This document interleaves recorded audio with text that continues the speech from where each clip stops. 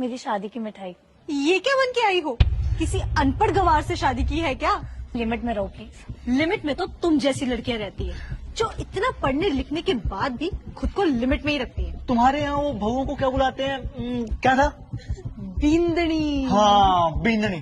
तो पूनम बींदनी जी, तुम्हें किसी ने बताया नहीं कि कॉलेज में ऐसे कपड़े नहीं पहन के आते? क्या प्रॉब्लम है तुम्हें इन कपड़ों से? प्रॉब्लम तो तुम जैसी सोच वाली लड़कियों से है हमें। अरे जब शादी करके चूल्हा चौखा ही संभालना था तो इतनी पढ़ाई लिखाई क्यों की है? जिंदगी तो तुम गवारों जैसी जी रही हो। अले अले, गुस्सा आ रहा है? तुम्हें शादी करनी ही थी तो कम से कम किसी ऐसे घर में तो करती जहाँ पे तुम्हें अपनी मर्जी के कपड़े पहनने की आजादी हो। कपड़ों से आजादी का क्या वास्ता कि कपड़े मैंने खुद की चॉइस से डाले। अब तो तुम यही कहोगी ताकि हमारे सामने तुम्हारे ससुराल वालों की नाक ना कट जाए। मैं भी शादी कर रही हूँ पर मैं तुम्हारी तरह ये इंडियन कपड़े तो नहीं पहनने वाली। मैंने तो अपने इन-लॉज को पहले बोला हुआ है कि मेरा जो मन करेगा मैं वही पहनूंगी। मुझसे नहीं पहने जाती ये घाघरा चोली। और एक सबसे बड़ी बात, मेरे इन-लॉज को इससे कोई भी प्रॉब्लम नहीं है। देख, इसे बोलते हैं मॉडर्न ख्यालों वाली लड़की। और एक बात बता, कल को जब तू इंटरव्यू देने जाएगी तब यही घाघरा चोली पहन के जाएगी क्या? अरे इंटरव्यू में तो ये तब जाएगी ना जब इसके इन-लॉज इसको अलाउ करेंगे। ऐसे बैकवर्ड सोच वाले लोग ना कभी भी अपनी बहुओं को घर से पैर नहीं बाहर रखने देते। पता नहीं इसके ससुराल वाला ने इसको कॉलेज कैसे भेज दिया है। अब इमेजिन कर, इसकी सास भी इसकी तरह घाघरा चोली पहन के घर में घूमती होगी।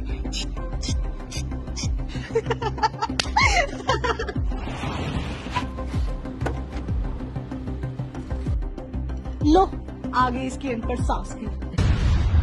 लगता है सासू माँ एग्जाम के बाद अपनी बींदनी को आशीर्वाद देने आई है।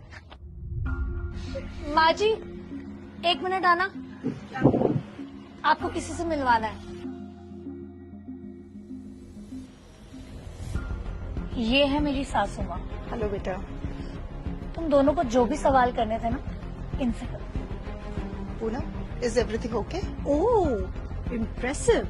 तो तुमने अपनी अनपढ़ सासू माँ जी को इतनी इंग्लिश सिखाई है कि वो किसी को इम्प्रेस कर सके बेसिक बातें बोल के। खाना बनाने वाली अनपढ़ अब इंग्लिश भी सीख रही है। Excuse me, what do you think of yourself? Do you think I am an illiterate?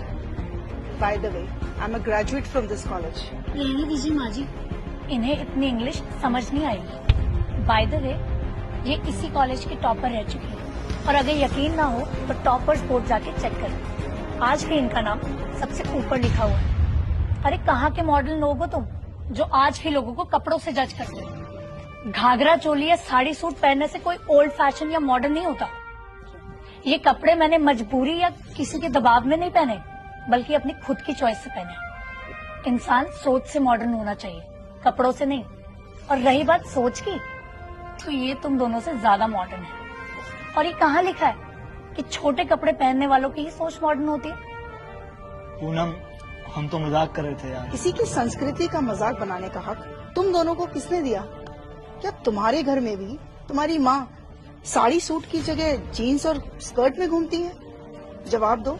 Sorry aunty, हमने कुछ ज्यादा बोल दिया। तुम लोग देश का यूथ हो, तुम्हारे पास ताकत है लोगों की सोच बदलने की। कल्चर का मजाक बनाने की जगह उसे समझकर अगर तुम लोग प्रमोट करोगे तो हमारी ही देश का नाम ऊंचा होगा। हमें हमारे कल्चर से, हमारे पहनावे से प्यार करना चाहिए। मैं नहीं कह रही कि वेस्टर्न कपड़े डालना बुरा है, लेकिन जिस भी पहनावे में आप खुद को कंफर्टेबल महसूस करते हो, आपको वही पहनना चाहिए। आइंदा किसी के कल्चर का मजाक बनाने से पहले ना एक बार सोचना जरूर। चलिए माँ जी, खड़ी रहो।